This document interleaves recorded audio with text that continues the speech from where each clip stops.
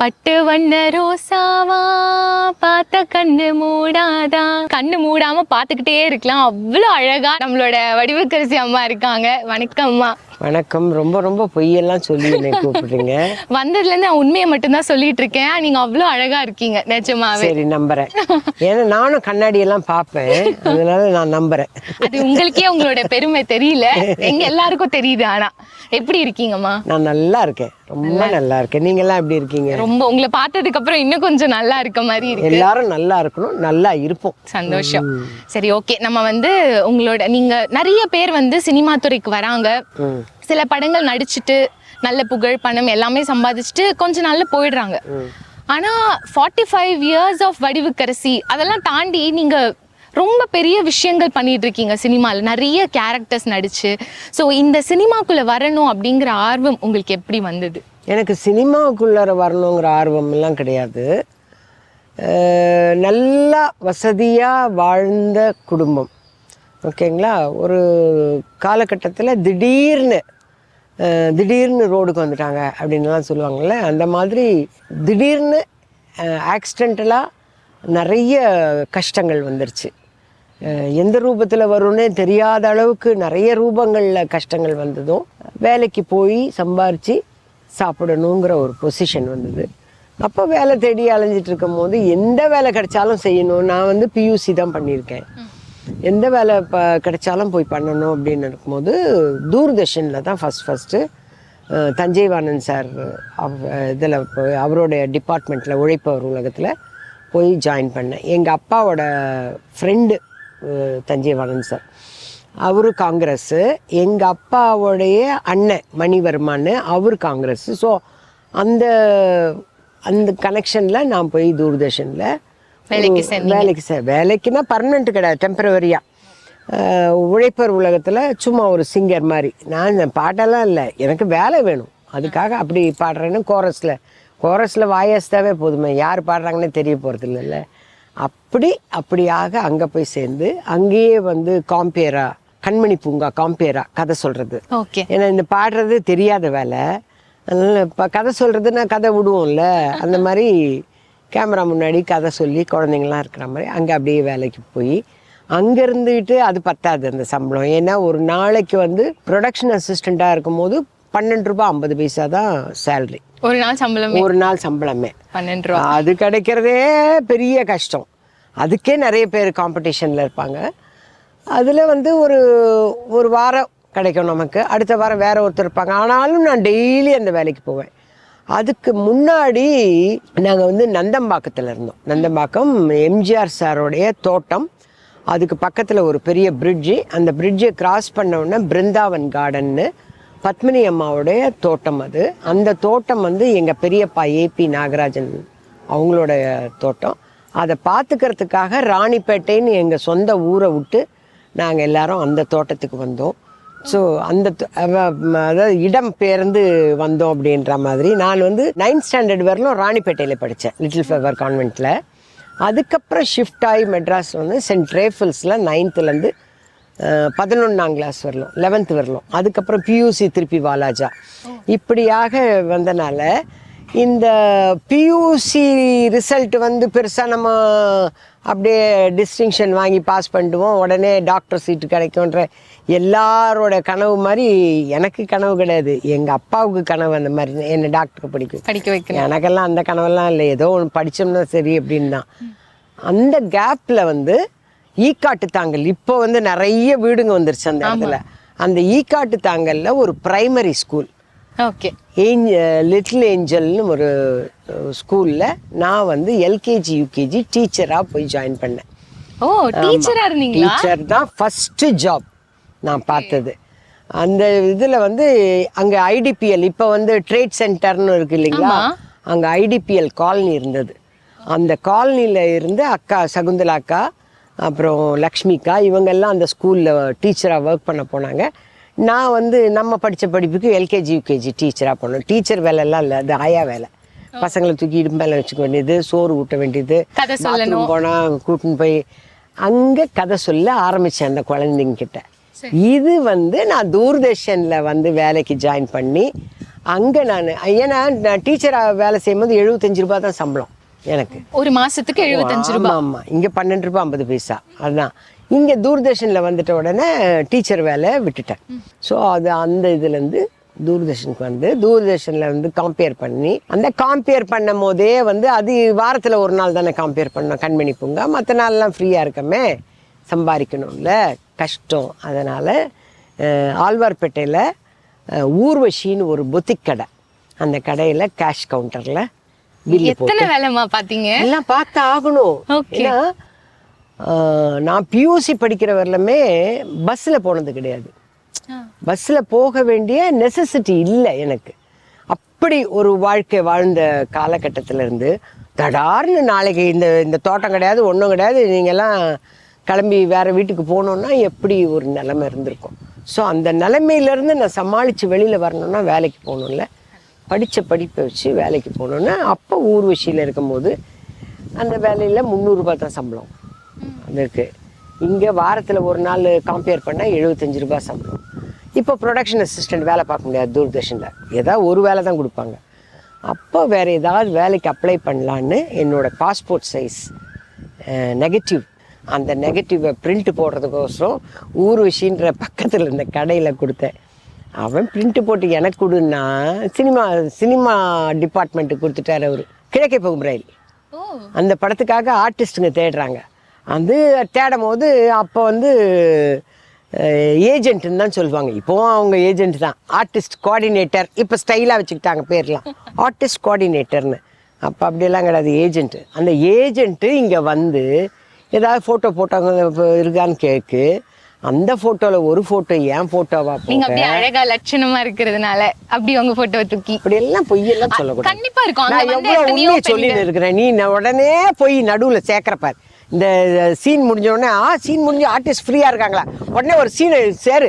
அது எதுக்கு வரப்போகுது, எப்போ வரும், எதுவுமே தெரியாது. ஆனால் ஒரு சீன் நடிக்கிறோம், அந்த மாதிரி சேர்க்க. அழகா லட்சணமா இருக்கிறதுனாலதான் 365 படம் நடிச்சு 46 சீரியல், அதுக்கும் மேலதான். அதுதான் ஒரு வருஷத்துக்கு ஒரு படம் போட்டு, ஒரு நாளைக்கு ஒரு படம் போட்டா கூட ஒரு வருஷத்துக்கு முடியாது, பார்த்து முடிக்க முடியாது. அந்த அளவுக்கு நீங்க வந்து இருக்கீங்க. ஓகே, மேல சொல்லுங்க, இன்ட்ரெஸ்டிங்கா இருக்கு. அங்க போன போட்டோவை பார்த்து என்னை வந்து கிழக்கே ரயிலுக்கு கூப்பிட்டாங்க. அம்மன் கிரியேஷன்ஸ்ல உங்களை வந்து பாரதி ராஜா சார் சொன்னேன். யாரு பாரதி ராஜா? எனக்கு தெரியாது. அவ்வளவுதான். நம்மளுடைய சினிமா எக்ஸ்பீரியன்ஸ் எல்லாம் எங்க பெரியப்பா எடுத்த படங்களை பார்த்ததோட சரி.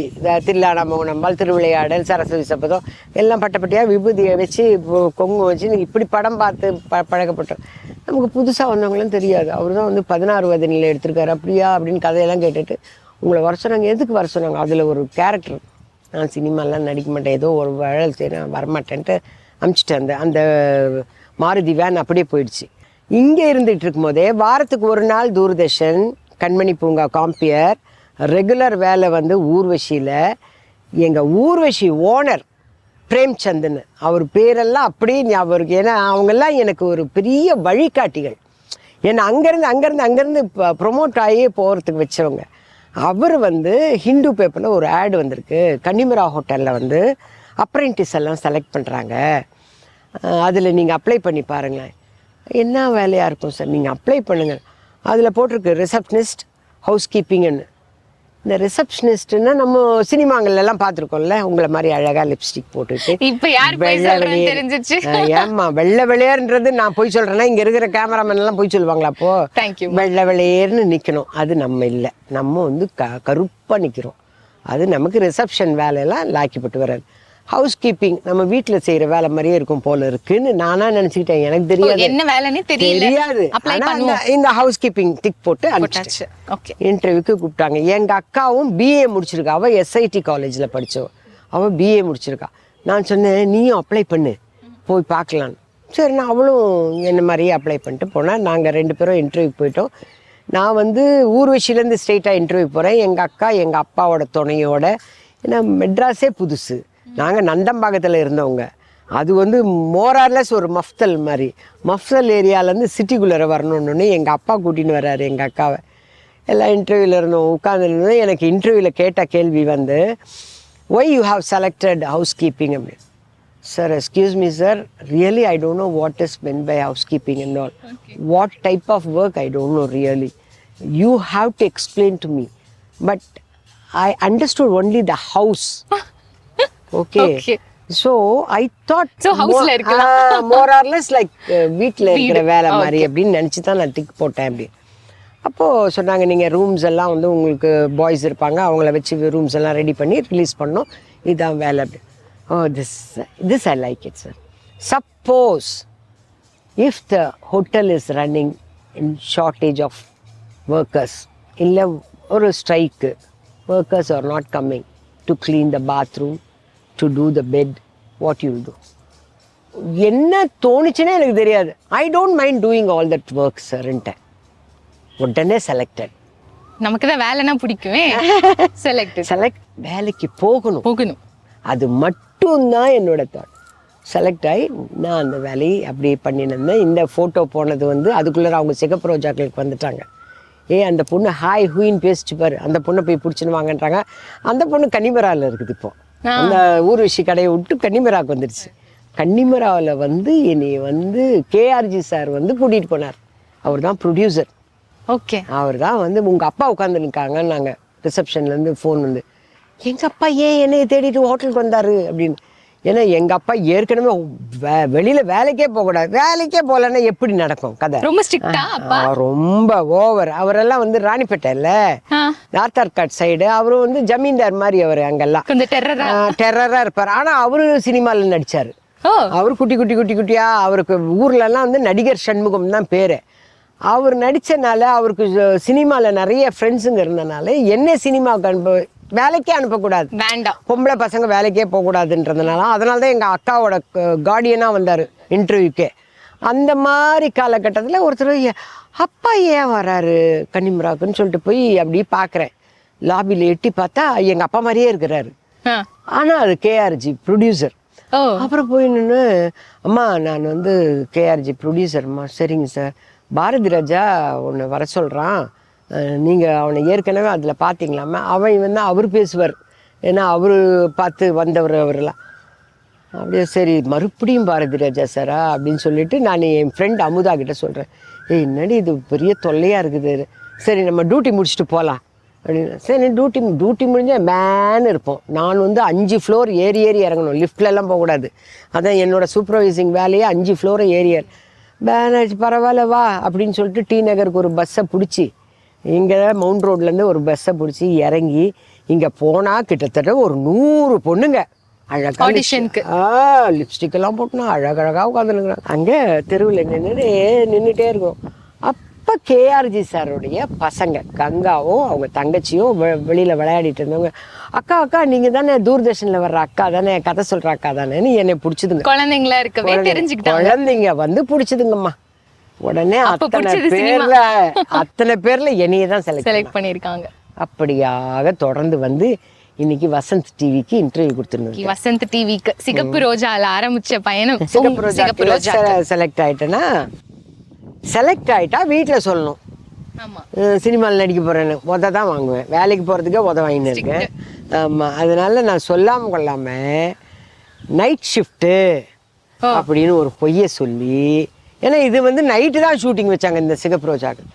இதில் நைட் ஷூட்டிங் நடிக்கிறேன் கமல் சாரோட. ஃபஸ்ட்டு டைம் கமல் சாரோட நடிக்கிறேன். ஆனால் கமல் சாரை நான் ஏற்கனவே வந்து எங்கள் பெரியப்பா படம் மேல்நாட்டு மருமகளில் நடிக்கும் போது அவரை நேருக்கு நேராக பார்த்தது இல்லையே தவிர பார்த்துருக்குறேன்.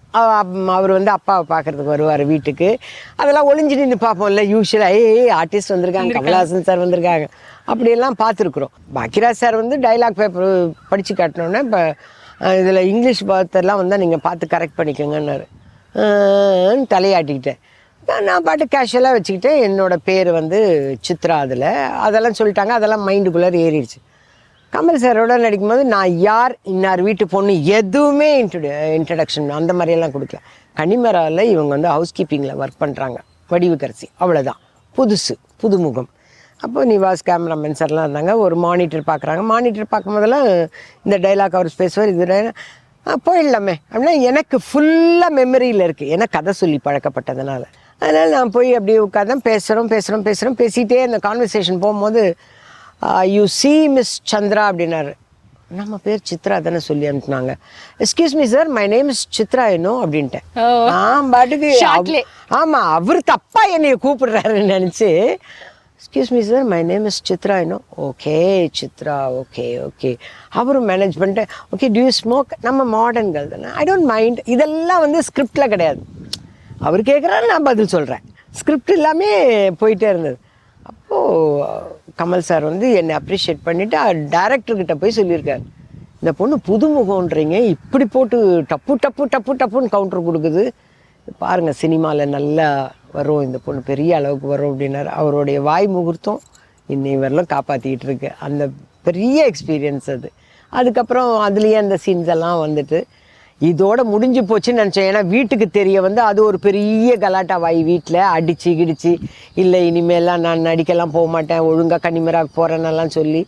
ஆனால் அப்பாவோட ஃப்ரெண்ட்ஸு மாதவன் அங்கிள், அப்புறம் பாலமுருகன் அங்கிள் எழுதுவார், பாலமுருகன் அங்கிள், அப்புறம் தேவராஜ் மோகன் சார், பி மாதவன் அங்கிள், இவங்க எல்லாரும் இருந்தனால அவங்கெல்லாம் சொல்லி எங்கள் அப்பாவுக்கு, அந்த பொண்ணு நல்லா வருதுன்னா விட்டுருங்க, நம்ம தானே இருக்கிறோம் இண்டஸ்ட்ரியில், நம்ம பார்த்துக்கலாம், நீங்கள் ஒன்றும் டிஸ்டர்ப். எல்லாரும் ஞாபகம் வச்சிருக்கீங்க பேரு முதற்கொண்டு. அம்மா அவங்கெல்லாம் தான் எப்படிம்மா மறக்க முடியும்.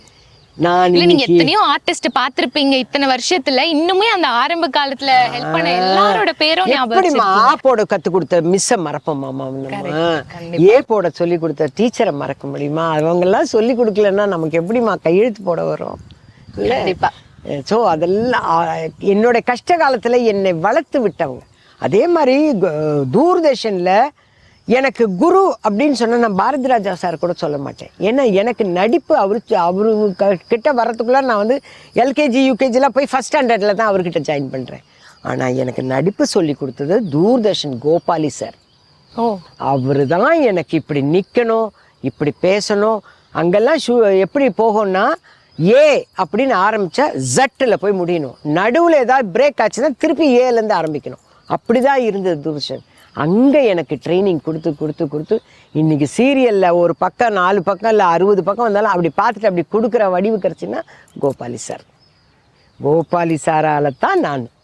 அதுக்கப்புறம் தான் எனக்கு வந்து நம்ம ஒரே கிளாஸில் இருக்க முடியாதுல்ல, எல்கேஜி யூகேஜி மிஸ்ஸுக்கிட்டே இருக்க முடியாதுல்ல, அங்கேருந்து வரணும்ல, அப்படி வந்து ஜாயின் பண்ணது தான் பாரதி ராஜா. பின்னாடி காலத்தில் அவரை சந்திச்சிங்களா கோபாலி சார்? அவரை பார்த்து இன்னும் பார்க்க முடியல, 91 வயசு ஆயிடுச்சு. அப்பப்போ அம்மா கிட்ட மட்டும் பேசுவேன். இன்னும் பார்க்க போக முடியல, பார்க்கணும், அவரை பார்க்கணும். நான் அதே அம்மன் கிரியேஷனில், எந்த அம்மன் கிரியேஷனில் நான் வந்து ஏன் ரிஜெக்ட் பண்ணாங்கன்னு தெரியாது. எனக்கு பதில் T Rajendar sir wife Usha அவங்க நடித்தாங்க அந்த படத்தில், கிழக்கே போகும் ரயிலில். அதனால் அதே அம்மன் கிரியேஷனில் நான் கன்னி பருவத்திலே படத்தில் கதாநாயகியாக ஃபர்ஸ்ட் நடிக்கிறேன். பாக்கியராஜ் சார் உங்களை ஹீரோயினா அறிமுகப்படுத்துறாரு. ஆமாம், பாக்கியராஜ் சாரோடைய ஸ்கிரிப்டு டைரக்ஷன் எல்லாமே அவருது. பாலகுரு சார் தான் டைரக்ஷனு, பட் முக்காவாசி பாக்கியராஜ் சார் தான் எடுத்தார். அதாவது நீங்கள் பாண்டிங்களே பட்டுவண்ண ரோசாவா, அந்த பாட்டு அதில் தான் ராஜேஷ் சாரும் நானும் கதாநாயகியா. ஆக்சுவலாக வந்து விஜயகாந்த் சார் தான் நடிக்க வேண்டியது, அவருக்கு தான், அவரோட தான் என்னை ஃபோட்டோலாம் எடுத்தாங்க. பட் என்ன காரணமோ தெரியாது, ராஜ்கன் சார் வந்து ராஜேஷ் தான் நடிக்கணும்னு சொல்லி ராஜேஷ் அதில் ஹீரோவாக நடித்தார். பாக்கியராஜ் சார் வில்லனாக நடித்தார். இந்த ஃபர்ஸ்ட் நைட் சீனெல்லாம் எடுக்கிறதெல்லாம் நீங்கள் இப்போ படம் பார்த்தீங்கன்னா தெரியும். சார் என் கால் மேலே அப்படியெல்லாம் போடாதீங்க சார், கால் எல்லாம் எரியுது சார்.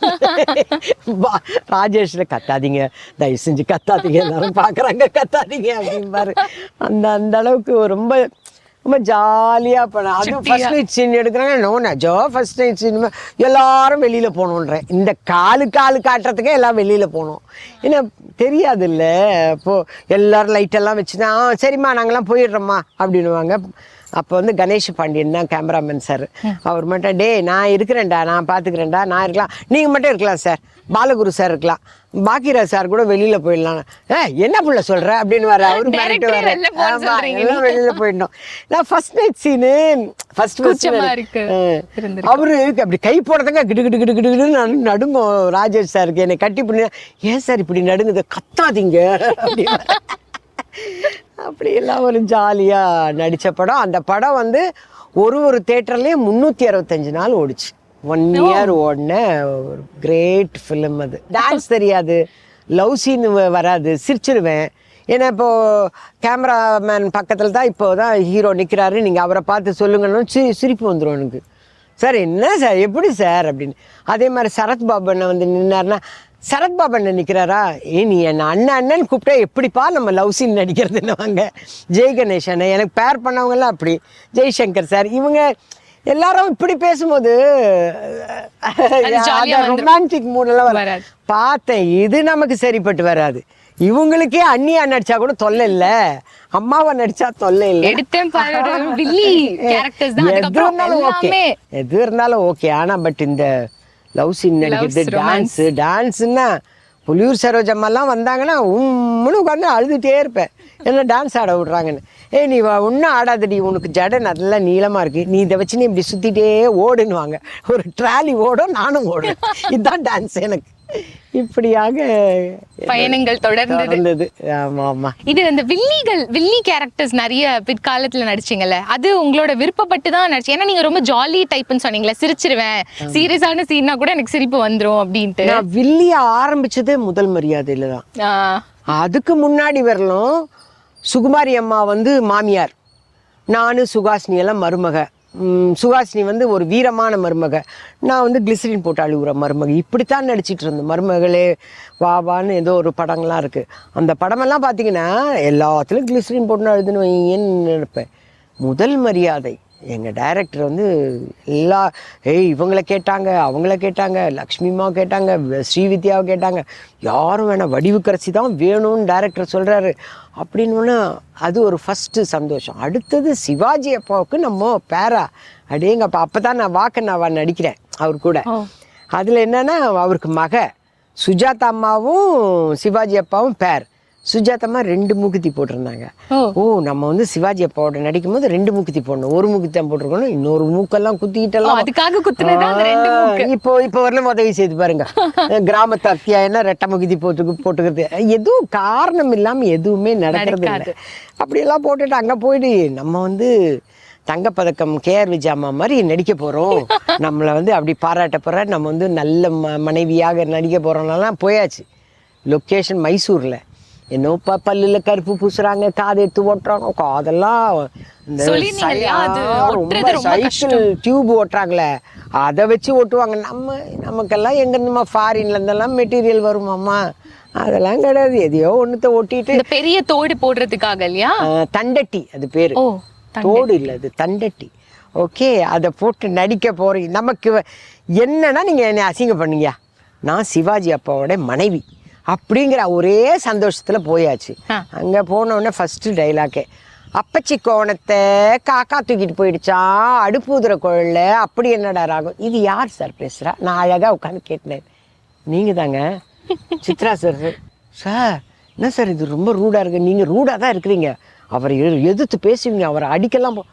நான் ஊருக்கு கிளம்புறேன் சார், எனக்கு இது வேணவே வேணாம், நான் கேட்கவே இல்லை, நான் என்னவோ கற்பனை பண்ணி வந்தேன். நான் சிவாஜி சார் வந்துக்கிட்டு இருக்காரு, எங்கே கிளம்புற, போ அந்த கூடையை எடுத்துருந்து போடு. இப்படி நான் போட மாட்டேன் சார். ஃபஸ்ட்டு ஷார்ட்டே எனக்கு அதுதான். கூடையை போட்டுட்டு அந்த தீபன் பார்த்து கேட்கணும் அந்த கேள்வி. அழுதுகிட்டே ஒரு ஃப்ரேமும் நடிக்கவே மாட்டேன், இப்படியே நிற்பேன். எங்கள் டைரக்டர் வந்து இப்படி வாங்க, இப்படி பிடிங்க, இப்படி நடங்க. அப்பயே எனக்கு அவ்வளோ கோபம் எனக்கு. அப்போ மதுரை சரோஜாக்கெல்லாம் இருப்பாங்க, ஜூனியர் ஆர்டிஸ்ட், அவங்ககிட்டலாம் சொல்லுவேன், அக்கா இந்த டைரக்டர் என்னை பழி வாங்குறாருக்கா, எதுக்கு பழி வாங்குறாருன்னு யாராவது கேட்டு சொல்லுங்கக்கா, நான் இப்போயே கிளம்புறேன்க்கா, ஏன்க்கா இந்த ஆள் இப்படி பண்ணிட்டாரு, இப்படி திட்டிகிட்டே படம் ஃபுல்லாக திட்டிட்டு. ராதாவை தொடப்பத்தில் அடிக்கிற சீன் இல்லை, இப்படியே வச்சிட்ருக்கேன். அது வருது வந்து, சேச்சி நீங்களே அடிச்சிடுங்க சேச்சி. அது டைரக்டர் கையில் போனால் அவர் நிஜமாகவே அடிப்பார். என் மனசுக்குள்ள அடிப்படி நானே கடுப்பு எடுத்து போய் நிற்கிறேன், உன்னை அடிக்கிறது தான் இப்போ எனக்கு ரொம்ப முக்கியமான. எல்லாமே எங்க டைரக்டர் மேல இருந்த கோபத்துல நடிச்ச படம் அந்த படமே. ஆமா, அந்த கோழி மூடிடுவாங்கல்ல, நான் எங்கேயோ உட்கார்ந்து இருக்கேன், அதை கூப்பிடுங்க, அதை கூப்பிட்டு இங்க வா, இதை மட்டும் தரங்க, அந்த கோழியெல்லாம் போகும் பிடிங்க. கோழி போகும் பிடிங்க. நான் கண்ணன் சாரை திரும்பி பார்க்குறேன், சார் என்ன சார் சொல்கிறாரு டைரக்டர், ஏன்னா டைரக்டருக்கு பேசுறது இல்லைல்ல, சண்டை, அதனால் சரிண்ணா ஆக்ஷன் போங்க அப்படின்னா ஓடி போய் தந்தா பறக்குது எல்லாம். சார் எங்கேயோ ஓடுது, சார் எங்கேயோ ஓடுது, பிடிங்க பிடிங்க. ஆனால் டப்பிங்கில் வந்து இந்த மனுஷனுக்கு கிறுக்கு பிடிச்சிருச்சா, அதெல்லாம் டப்பிங்கில் பேசணும். போய் பிடிங்க பிடி, ஒரு கோழி கூட மாட்ட மாட்டேங்குது சார், இப்படி இப்படி இப்படி இப்படி இப்படி அப்படி பண்ண படம். அந்த அப்ப நீங்க சிவாஜி சார் திட்டுறதுக்கு பதிலா அந்த டைரக்டர் தான் திட்டி திட்டி நடிச்சிருக்கீங்க படம். பாரதி ராஜா சார் தான் திட்டி நடிச்ச படம் முதல் மரியாதை. ஆனா அதுதான் இன்னைக்கு வரைக்கும் உங்களுக்கு சோறு போடுதுன்னு சொல்றீங்க இல்லையா? அதான் உண்மை, அதான் உண்மை. பாத்தீங்களா, ரெட்ட பக்கம் மூக்குத்தி போட்டுன்னு பின் கொசம் கட்டிட்டு இதெல்லாம் வந்து அவர் இப்போ கொடுத்த ட்ரைனிங். எனக்கு நேட்டிவிட்டி அப்படின்னா வடிவுக்கரசி ஞாபகம் வர்றதுக்கு. ஸோ இவ்வளோ கஷ்டப்பட்டு நீங்கள் அந்த படத்தில் நடிச்சிருக்கீங்க இல்லையா? அவர் கண்டிப்பாக உங்களை கூப்பிட்டு பாராட்டி இருப்பாரு. ஸோ அவர் என்ன சொன்னார் உங்கள் கேரக்டர் இந்த படம் பார்த்துட்டு? அவர் என்ன சொன்னார்? ஆக்சுவலாக அந்த கெட்டப் போட்டுட்டு பெரிய பொட்டு வச்சுருப்பேன். அது போட்டுட்டு வணக்கம்ப்பா அப்படின்னு சொல்லிட்டு உட்காரும்போது எங்கள் ஆத்தாளை பார்க்குற மாதிரியே இருக்குது. ஏன்னா அவங்க அம்மா கூட இப்படி தான் பெரிய பொட்டு வச்சுக்குவாங்க, பின் கொசவும் கட்டுவாங்க. ஆனால் அவங்க ரொம்ப அழகாக இருப்பாங்க, சின்னதாக இருந்தாலும் அவங்க ரொம்ப அழகாக இருப்பாங்க. அதுவே அவருக்கு ரொம்ப பிடிச்சது. நான் இந்த மாதிரி பெரிய போட்டு அந்த இதெல்லாம் கெட்டப்பெல்லாம் போட்டு நல்லா இருந்தது. அப்புறம் அவருக்கு வந்து நடிகர் சங்கத்தில் தான் ஒரு தேட்டர், நடிகர் சங்கத்தில் அப்போது ஒரு தேட்டர் இருக்கும். அந்த தேட்டரில் அவர் படம் பார்த்துட்டு வந்து வெளியில் வந்தோன்னே சொன்னாராம், என்னடா பிச்சு உதறி இருக்கா அந்த படத்தில். பெரிய பாராட்டு இல்லையா? அதுவே அதே மாதிரி நடிக்கும் போது இவர் பஞ்சாயத்துக்கு போயிட்டு வருவார். அப்போ நான் வந்து இந்த பொண்ணு தலையில் மாறிட்டு, அந்த ஆள் தலையில் பேன் இருக்கா ஈர் இருக்கா யாருக்கு தெரியும். ஏன்னா எங்கள் 2 பேருக்குள்ள தாம்பத்தியமே நடந்திருக்காரு. அந்த மாதிரி தான் அந்த கதையை. அந்த தலைவாரிக்கிட்டே சொல்லும் போது இவர் வந்து ஒரு எத்துவார் என்ன. அதில் நான் அப்படியே ஆத்தே அப்படின்னு போய் விழுவேன். அப்போ முதல்ல அப்பா வந்து சொல்லிட்டார், இந்த பரத்தா நான் கிட்ட கொண்டாடுவேன், நீ விழுந்துடணும். ஏம்மா இது டச்சே பண்ணாமல் எப்படிம்மா விழுறது, இது என்னடா சோதனையாக போச்சு. இல்லைங்கப்பா நீங்கள் இந்த கழுத அதெல்லாம் பண்ண மாட்டேன், நான் கிட்ட கொண்டாடுறேன், உனக்கு தெரியாதா கால் கிட்ட வருதுன்னு, அப்படி போய் விழ தெரியாதா, என்ன நடிக்கிறேன் நீ. அப்போ ஐயோ இதுக்கு மேலெல்லாம் திட்டு வாங்கக்கூடாது, சரிங்கப்பான்ட்டு இப்படியே நான் ஏதோ பேசிகிட்டு இருப்பேன். அப்பா கால் அப்படி வரும், அப்படி ஆத்தே அப்படி. பட் எல்லாரும் என்ன சொல்லுவாங்க, ஐயோ சிவாஜி சார்னா அடிச்சிருவாரு. அதெல்லாம் கிடையாது. அதாவது நமக்கு நடிக்க தெரியலன்னு அர்த்தம். கரெக்டாக நடிக்கலைன்னா கேட்பார், கரெக்டாக நடிச்சிட்டுனா அவரை மாதிரி எதிர்க்கே உட்காருவாம்மா. நமக்கு க்ளோஸ்அப் எடுக்கிறாங்கன்னா அவர் எதிர்க்கே தான் உட்காந்துருப்பார். இப்போ மற்ற ஆர்டிஸ்ட்டுக்கு க்ளோஸ்அப் எடுக்கிறாங்க, அடுத்த ஆர்டிஸ்ட் போயிடுவாங்களா, அந்த மாதிரியெல்லாம் கிடையாது. எதிர்க்கே உட்காந்து பார்ப்பார். அவருக்கு அப்படியே கண்ண முடியுன்ற மாதிரி தெரியும், நல்லா கிடையாது. ஏன்னா வாக்கண்ணாவா பண்ணும் போதும் சரி, என் தமிழ் என் மக்கள் அது அவங்க ப்ரொடக்ஷன் படம், அதுலலாம் அதுக்கப்புறம் முதல் மரியாதைக்கு அப்புறம் அவருக்கு பேராக தான் பண்ணிகிட்டு இருந்தேன்.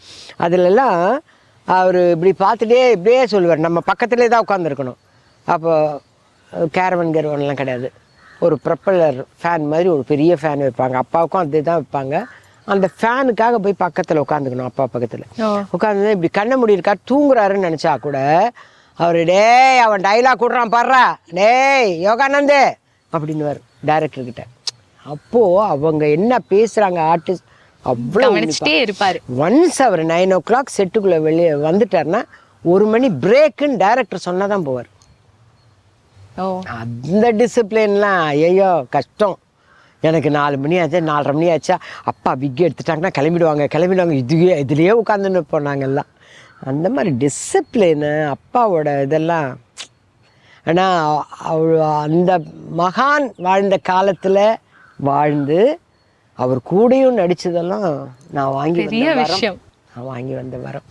இப்போ கூட கவிதாலயா கிருஷ்ணன் வந்து ஒரு இது அனுப்புனார், பாசமலர்கள் சாங் அனுப்புனார். அந்த பார்த்த உடனே அது பாடுற பொண்ணு இப்போ லேட்டஸ்ட்டாக பிறந்து வளர்ந்த பொண்ணு பாடுது. அவங்க அப்பா அம்மா கூட கல்யாணம் ஆகிருக்காது அந்த படம் வந்தப்போ. அந்த பொண்ணு பாடுது, அந்த சாங்கை கேட்டு அழுவுறேன். எவ்வளோ நல்ல வார்த்தைகள் போட்ட ஒரு பாடல். இந்த பாட்டு பாடினவங்க இல்லை, அதுக்காக நடித்தவங்க இல்லை, ஆனால் அந்த பாட்டு இன்னும் வாழுது, இனிமேலும் வாழும். அப்பேற்பட்ட மகானோடெல்லாம் நம்ம நடிச்சிருக்கோம்னா எவ்வளோ பெரிய வரம் இதெல்லாம், பெரிய விஷயம் அப்படின்னு நினச்சி அழவே செஞ்சேன் நான். இப்போ முதல் மரியாதைக்கு அடுத்து உங்களோட வாழ்க்கை அப்படியே ஓடிக்கிட்டே இருக்கு. கேரக்டர்ல ஜம்ப் ஆயிட்டோம், ஹீரோயின்ல இருந்து தப்பிச்சு வெளியில வந்து ஒரு வழியா வில்லின்னாங்க. நீங்கள் வில்லின்னா சொல்லுங்கள், எதனா சொல்லுங்கள், ஆனால் நான் லவ் சீன் நடிக்க மாட்டேன். சரிங்கம்மா, இப்போ முதல் மரியாதையை பற்றி நிறைய விஷயங்கள் பேசணும். அதுக்கு அடுத்து உங்களோட வாழ்க்கை எதில் பயணமாச்சு? அப்படியே லைனாக அப்பாவோடவே ஒரு 4-5 படங்கள் பண்ணேன். சந்திப்புலலாம் அப்பாவுக்கு அத்தையாவே பண்ணேன். அப்பா உங்களை பாராட்டி இருக்காரா? நல்லா நடிக்கிறேன். அவர் ரொம்ப ஸ்ட்ரிக்டா இருந்தார் இல்லையா ஆரம்ப காலத்துல? எங்க அப்பாவா? எங்க அப்பா வந்து கன்னி பருவத்துல முடிஞ்ச கையோட தவறிட்டார். தவறிட்டதுனால அந்த ஃபங்க்ஷனுக்கெல்லாம் வந்தார். அடிப்படையா அவருடைய மனசுல அவர் பெரிய நடிகனா வரணுன்றத ஒரு பெரிய ஆசை இருந்தது இல்ல. நடிகர் சண்முகம் தான் சொல்லுவாங்கன்னு சொன்னேன்ல. அதனால அவருக்கு வந்து மனசுக்குள்ளார ஒரு பெருமை, தான் பொண்ணு வந்து பெரிய அளவுக்கு வருது அப்படிங்கிறது. என்ன ஒரு பெரிய தப்பு பண்ணாரு, அவர் இறக்குறவர்களும் எந்த கம்பெனிலையும் சம்பளத்தை வாங்க மாட்டார். சம்பளம் வாங்கினா ப்ரெஸ்டீஜ். ஏன்னா இவரே ஃபைனான்ஸ் பண்ணிட்டு இருந்தாரு. இவர் பொண்ணுக்காக போய் சம்பளம்லாம் கேட்டு வாங்குறது எப்படி அப்படிங்கிறதுக்காக சம்பளமே வாங்க மாட்டார். எனக்கு கன்னி பருவத்தில் அப்போ வந்து ராஜ்கண்ணு சாரோடைய ஒய்ஃப் அவங்க வந்து எனக்கு வளையல் வாங்கி கொடுத்தாங்க. ஏன்னா அந்த படத்துக்கு நான் சம்பளம் வாங்கலை அப்படிங்கிறதுக்காக. கேஆர்ஜி சார் வந்து 500 ரூபாய் கவரில் போட்டு ஒரு நியூ இயர் அப்போ கொடுத்தாரு. அதுதான் எனக்கு சம்பளம். ஒரு படத்தோட சம்பளம் ஒரு 500 ரூபாய். அது சம்பளமா சொல்லலை, அன்பளிப்பு சும்மா கொடுத்தாங்க. ஸோ சினிமாவில் வாங்கினது 500 ரூபாய், ஃபர்ஸ்ட் வாங்கினது 75 ரூபாய், 12 ரூபா 50 பைசா. இதுதான் வாழ்க்கையே அப்படியே ஓட்டிட்டு. எங்கள் அப்பாவுக்கு அப்புறம் எங்கள் அண்ணன் டேக் ஓவர் பண்ணார் அதை. அவரும் என்ன பண்ணுவார், இந்த கம்பெனியில் வாங்கி இந்த கம்பெனியில் கொடுத்து ஃபிலிம் வாங்க வைப்பார். அவங்க ஷூட்டிங் போகலாம், ஆனால் 8000 ரூபாய் 4000 ரூபாய் இன்னும் அப்போ ஃபிலிம் 1000 அடி. உங்களுக்கு தெரியும்ல, 1000 ஃபீட். அது 5000 ரூபாய் கொடுத்து வாங்கினோன்னா இங்கேருந்து காசை வாங்கி அங்கே கொடுத்து அவங்கள ஃபிலிம் வாங்க சொல்லி நாங்கள் அவுட்டோர் போவோம். இப்படியே ஓடிக்கிட்டு இருந்தது. அப்புறம் ஒரு காலகட்டத்தில் தான் இல்லை நான் கொஞ்சம் தெளிவாகி இல்லை, இவ்வளோ வேணும்னு கேட்க தெரியாது, இதுக்கு என்ன எனக்கு சம்பளம் கொடுப்பீங்கன்னு சொல்லிட்டிங்கன்னா நான் ஒரு ஐடியாவில் இருப்பேன்னு அவங்க வாயிலேருந்தே இந்த நிமிஷம் வரலாம் அப்படித்தான் பண்ணி தொலைகிறேன். இல்லை நீங்கள் என்ன டிசைட் பண்ணியிருக்கீங்கன்னு சொல்லுங்கன்னு. ஏன்னா எனக்கு பயம், நம்ம ஒருவேளை ஜாஸ்தியாக கேட்டோங்கிறதுக்காக இந்த படம் போயிடுமோ நம்மளை விட்டு, இல்லை கம்மியாக கேட்டாலும் நமக்கு லாஸ் ஆகிடும் அப்படின்னு. அதனால் அப்படி கேட்காம அப்படி விட்டுருவேன். இப்பெல்லாம் மேலே இருக்க யூனிவர்ஸ்க்கு சொல்லிடுறது, நாளைக்கு ஒரு படம் பேச வராங்க, எனக்கு என்ன சம்பளம் கிடைச்சா நியாயமோ அது அவங்க வாயிலேருந்து நீ வர வைக்கிறேன்னு சொல்லிடுறது. இது ரொம்ப நல்ல விஷயம் மேம். நல்ல விஷயம், கரெக்டாக கிடைக்கும். இது யூனிவர்ஸே நமக்கு டிசைட் பண்ணியிருக்கியா, அப்புறம் நம்ம ஏன் வந்து வருத்தப்படணும் அப்படின்னு இப்படியாக ஓடிக்கொண்டிருக்கிறேன். இந்த ஸ்பிரிச்சுவாலிட்டி இது நிறைய இப்போல்லாம் நீங்க வந்து அதுல நிறைய ஈடுபடுற மாதிரி தெரியுது. அது முதல்ல இருந்தே அப்படிதானா இல்ல இந்த காலங்கள்ல தான் வந்து? பெரியப்பா எடுத்த படம் எல்லாமே வந்து திருவிளையாடல், திருமால் பெருமை, திருவருட்செல்வர், தில்லானா மோகனாம்பாள் எல்லாமே சாமியை பிடிச்சின்னு உளிக்கின்னு இருந்தார் அவர். அது எல்லாமே சூப்பர் டூப்பர் ஹிட். ஸோ அதுதான் நாங்கள் லீவு நாளில் பார்க்குற படங்களே. புரியுதுங்களா? படம்னு போட்டால் உடனே திருவிளையாடல் இருக்கா பிரிண்ட்டு எட்டுன்னு வந்து போடுன்னு வாங்க, செவத்தில் தான் போட்டுன்னு இருந்தாங்க. ஐயோ பசங்கள்லாம் செவரில் பார்க்குறது அவ்வளோ கிளியராக இல்லைன்னு, சரி நம்ம ஒரு தேட்டரை கட்டலாமே அப்படின்னு கட்டினதுன்னா பின்காலத்தில் வந்து ஏபிஎன் டப்பிங் தேட்டராக மாறிச்சது.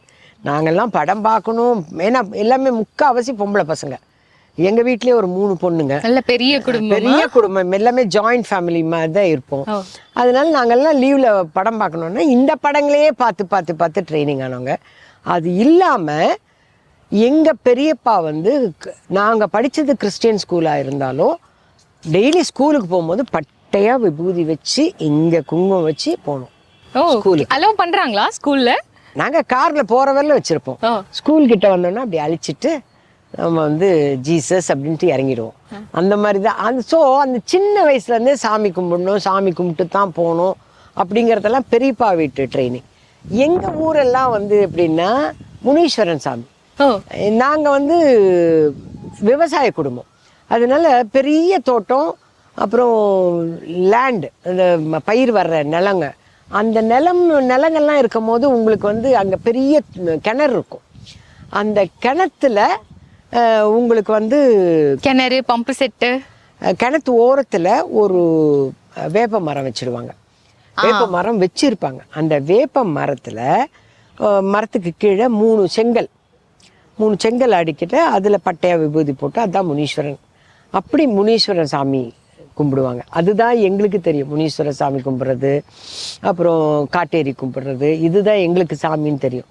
அப்புறம் இங்கே வந்தால் முருகர், பெருமாள் அதெல்லாம் வந்து இங்கே வந்து நாங்கள் கற்றுக்கிட்டது எங்கள் பெரியப்பா வீட்டில் வந்து. அப்படி சின்ன வயசுலேருந்தே ட்ரைனிங். ஆன்மீக ஈடுபாடு. ஆன்மீக ஈடுபாடு, சாமி கும்பிடணும் அப்படிங்கிறது தான் அப்படியே வந்தது தான். இப்போ புதுசாக வந்தது மாதிரியெல்லாம் கிடையாது. அதே மாதிரி ஆன்மீகம்ங்கிறது நம்ம மூச்சு காற்று மாதிரி. மூச்சு வந்து பிறந்ததுலேருந்தே மூச்சு எடுக்கிறோம் போகிறோம்.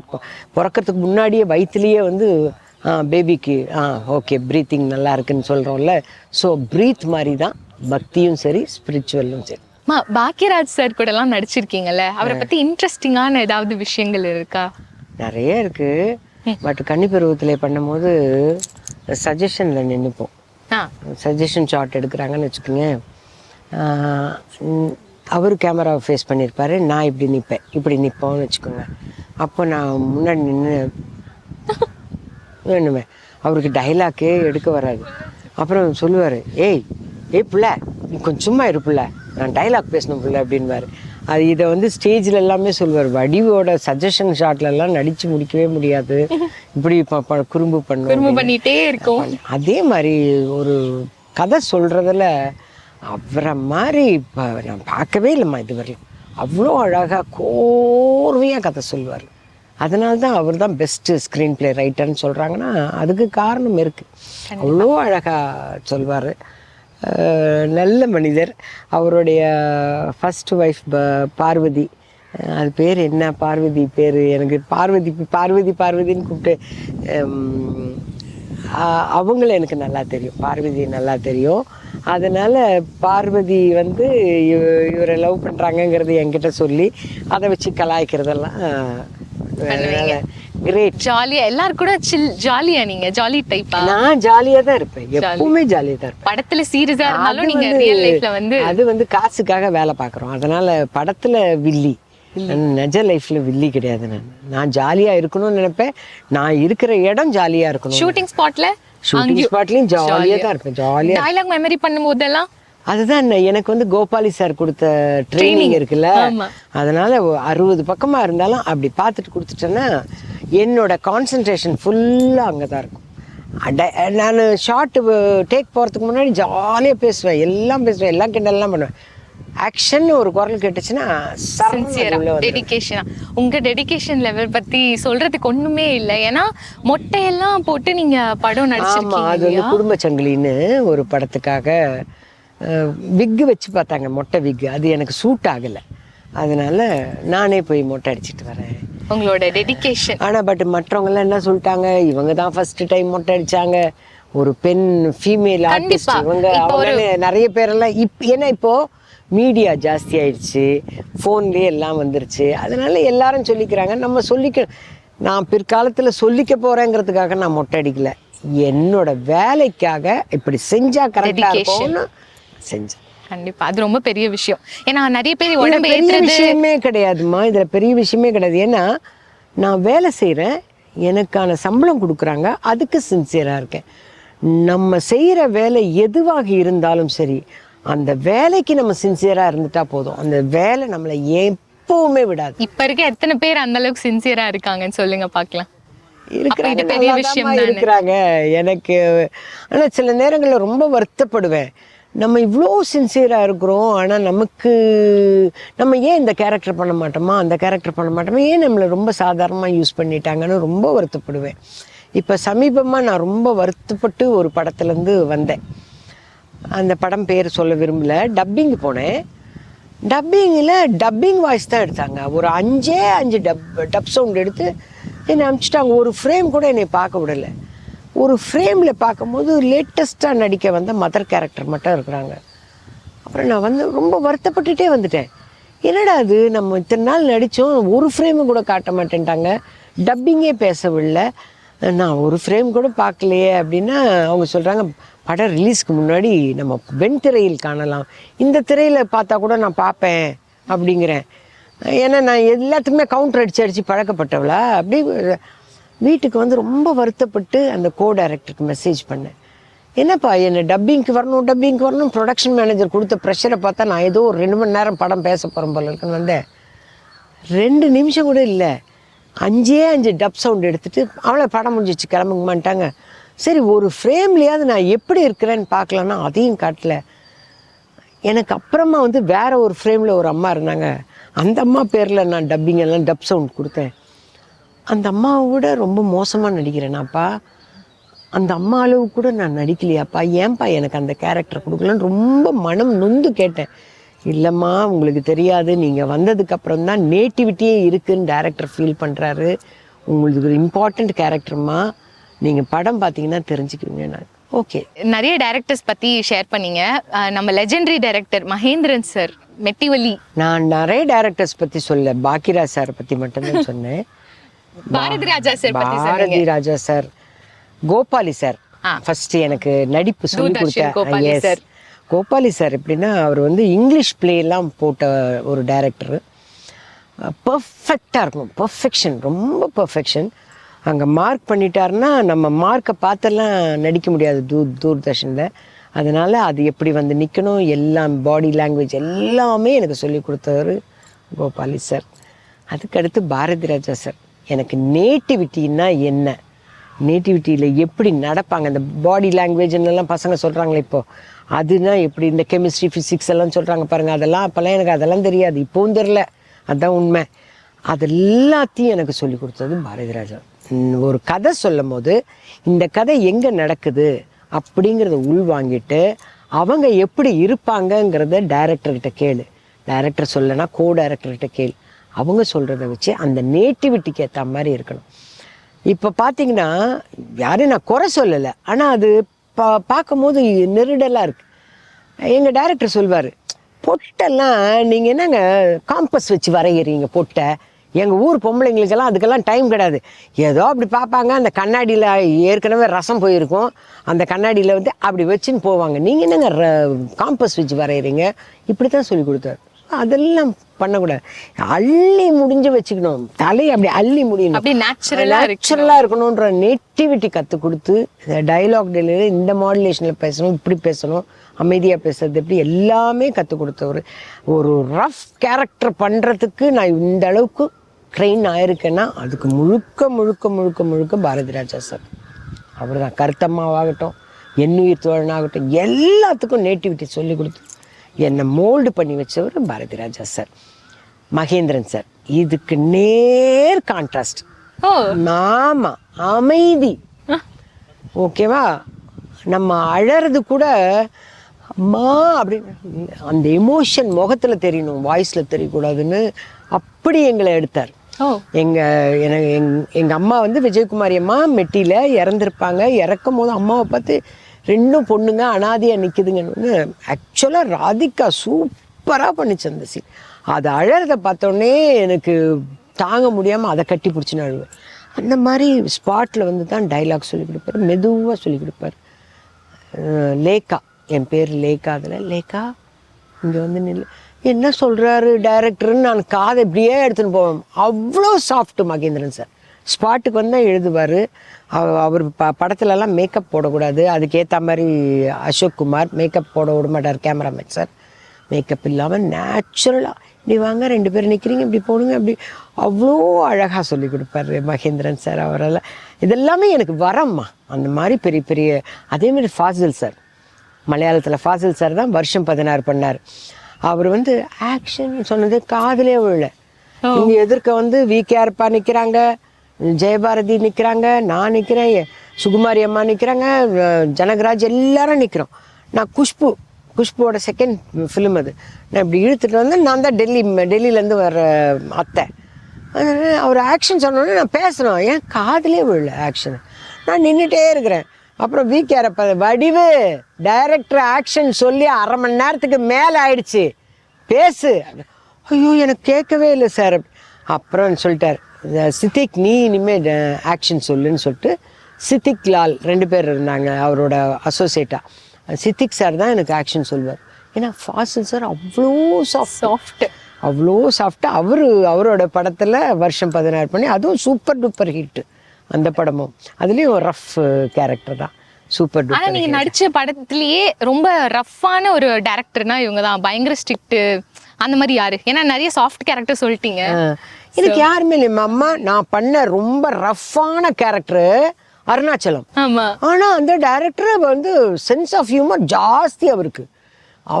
அவரோட செட்டில் யூகி செந்தில் கேமராமேனும் சரி, அந்த யூனிட்டே எப்பவுமே சந்தோஷமா இருக்கும். அந்த யூனிட், அந்த சந்தோஷமா இருக்கிற யூனிட்ல நான் மட்டும் அப்படிதான் டெரரா இருக்கிற மாதிரி இருக்கும். அது அந்த கேரக்டர் பண்ண வச்ச டைரக்டர் எப்படி ஸ்ட்ரிக்டா இருப்பாரு.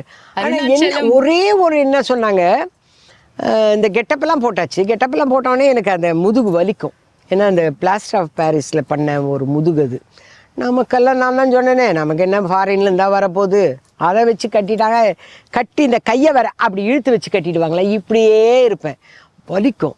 இதை போய் சுந்தரமூர்த்தி சார் வந்து ரஜினி சார்கிட்ட சொல்லியிருக்காரு, வலிக்குது அவங்களுக்கு அப்படி.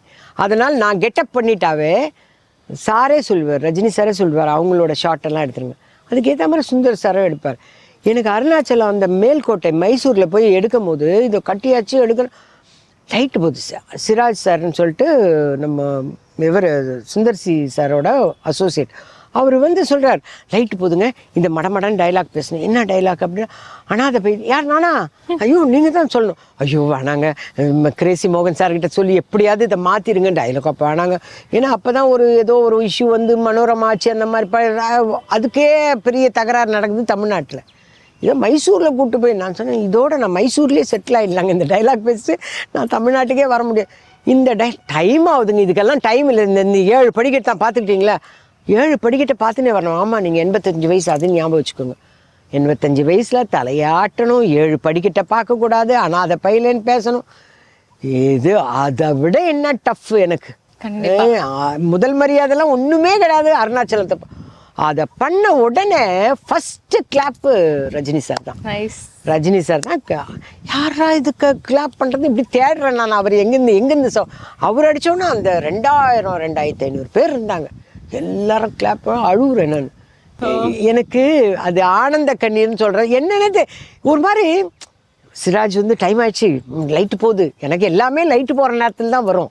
இந்த டைலாக் பேசுறதுல எனக்கு உடன்பாடு இல்லை, நீங்கள் படிக்கட்டெல்லாம் பார்க்காம வாங்க, எதிர்க்க நிற்கிறாரு அவரையே பார்த்துருவாங்க. இதில் இந்த கோல் வேற, இந்த கொம்பை வேற, ஒரு படிக்கட்டா. அப்பா நீட் எக்ஸாம் எழுதின மாதிரி இருந்தது எனக்கு.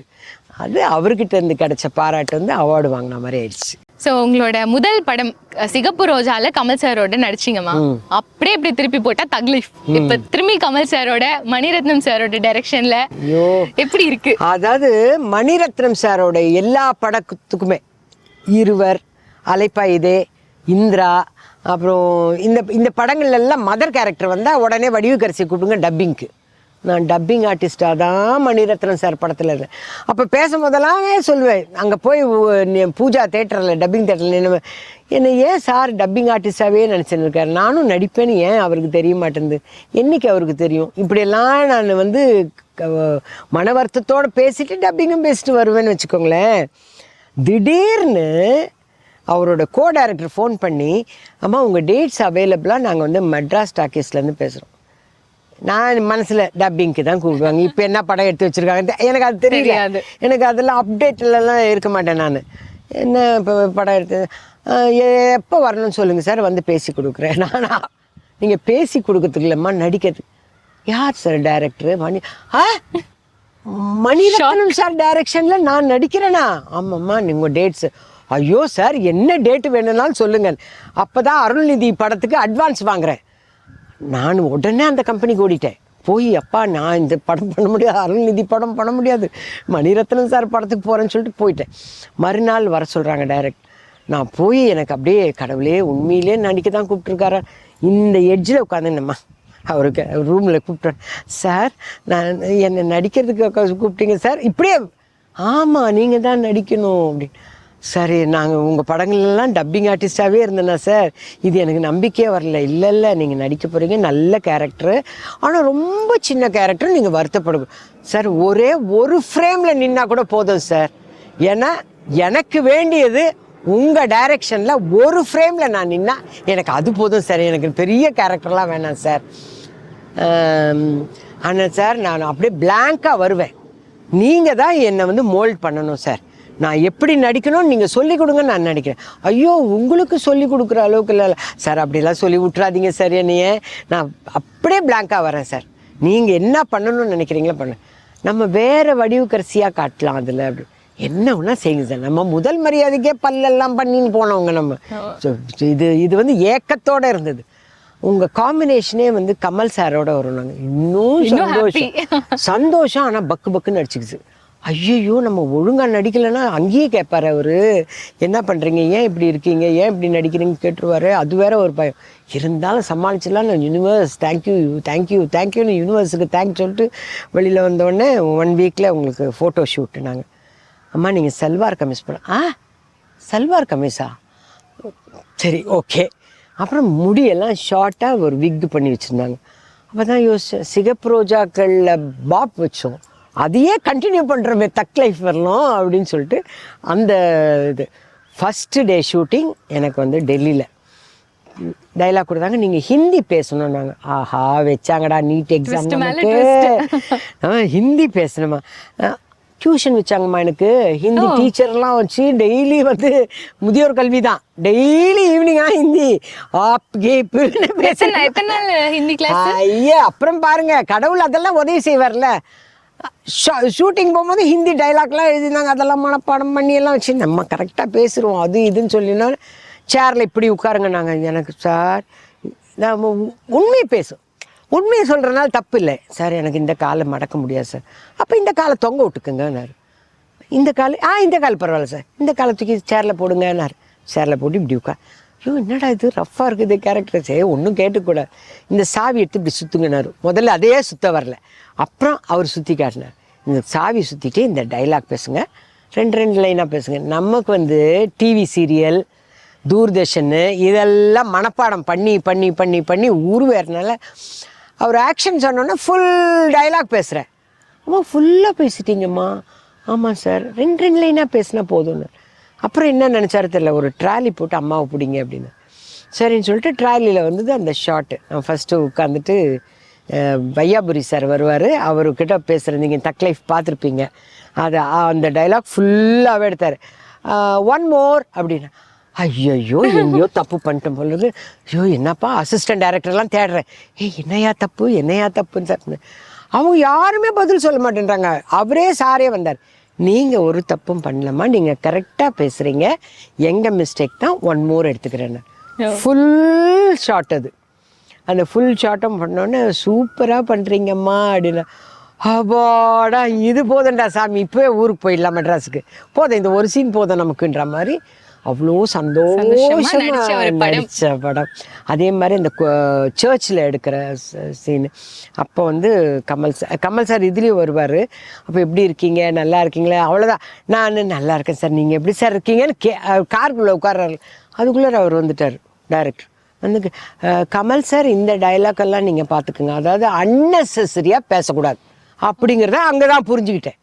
எல்லாத்த விட ஷாக்கிங் என்னென்னா 3 o'clock வேக்கப் கால். அம்மா 4 o'clock வண்டி வரும். 3 o'clock 4 o'clock வண்டி வரும். என்னங்க ஆமாம்மா 5:30 ஃபர்ஸ்ட் ஷாட். ஆத்தாடி இதில் நான் 7 o'clock கால்ச்சிட்டு பார்த்துருக்கேன். சன்ரைஸுக்கு எப்போ அதுதான் அப்படி கூப்பிடுவாங்க. சன்ரைஸ் கூட மெட்டியெல்லாம் நாங்கள் வந்து 4 மணிக்கே போய் பீச்சில் உட்காந்துருக்கோம், மெட்டி ஒலை காற்றோடு. இது என்னடா இது அநியாயமாக இருக்குன்னா 5:30 மணிக்கு ஃபர்ஸ்ட் ஷாட் எடுக்கிறாருமா.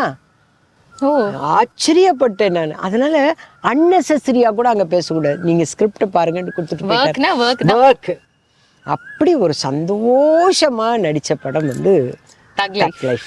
இவரோட டைரக்ஷன்ல நடிக்கணும்னு ஏக்கமா இருந்தது மணிரத்னம் சார் படம். அது எனக்கு பெரிய நிறைவை கொடுத்துருச்சு. படம் மட்டும் நல்லா போயிருந்தா இதுக்கு கூட டைம் கிடைச்சிருக்காது எனக்கு, அந்த அளவுக்கு இருந்திருப்பேன். எனக்கு அந்த நம்பிக்கை இருக்கு. ஆனா எனக்கு ரொம்ப நிறைவு. ஏன்னா கமல் சாரோட மணிரத்னம் சார் டைரக்ஷனில் அவர் எப்படி டைரக்ட் பண்ணுவார், டிசிப்ளின் ஷூட்டிங், சினிமா ஷூட்டிங்னா எப்படி இருக்கணுங்கிறதுக்கு ஒருத்தரும் மணிரத்னம் சார்கிட்ட போய் அசிஸ்டண்ட்டாவது சேர்ந்து கற்றுக்கணும், இல்லை தூரம் நின்னாவது சினிமா ஷூட்டிங்னா இப்படித்தான் நடக்கணும்னு கற்றுக்கணும். அந்த நிறைவை கொடுத்துட்டாரு. அதுக்காக அவருக்கு நான் இந்த நேரத்தில் நன்றி சொல்லிக்கிறேன். கமல் சாருக்கு நன்றி, மணிரத்னம் சாருக்கு நன்றி, எல்லா டைரக்டர்ஸ்க்கும் நன்றி. நான் வெற்றி சினிமாவை பொறுத்தவரையிலும் எனக்கு வெற்றி வெற்றி வெற்றி வெற்றி வெற்றி தான், எதுவுமே தோல்வி கிடையாது. ஏன்னா எல்லா வயசும் நான் பண்ணிட்டேன். இப்போ ஒரு படம் வரப்போகுது கிரானின்னு, அதில் நான் 100 வயசு கிழவியாக நடிச்சிருக்கேன். ஸோ எல்லாமே எனக்கு வேண்டியது வேலை செய்யணும். நான் செஞ்ச வேலையே அந்த ப்ரொடியூசர் எனக்கு சம்பளம் கொடுக்குற முதலாளி பார்க்கும் போது, அப்பா நம்ம சம்பளம் வீணா இல்லைப்பா, நல்லா தான் பண்ணியிருக்காங்க அப்படி தான் அவங்க நினைக்கணுமே.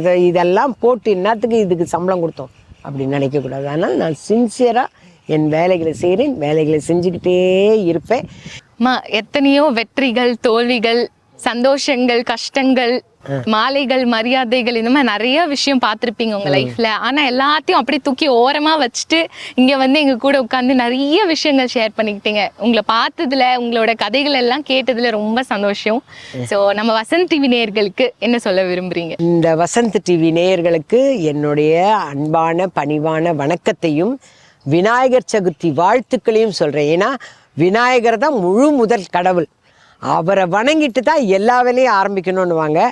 அவருக்கு வாழ்த்து சொல்லி அந்த விழாவுக்கு உங்கள் எல்லாருக்கும் வாழ்த்து சொல்லி என்னுடைய ரீவைண்டையும் போட்டு பார்த்துக்கிட்டு ஒரு பூஸ்ட் சாப்பிட்ட மாதிரி இருக்குது. Thank you so much. Vasanth TV நேயர்களுக்கும் வசந்த் டிவி உறுப்பினர்களுக்கும் அந்த குழுவிற்கும் என்னோட பணிவன்பான நன்றியும் வணக்கத்தையும் தெரிவித்துக் கொள்கிறேன். வணக்கம், நன்றி. நன்றி.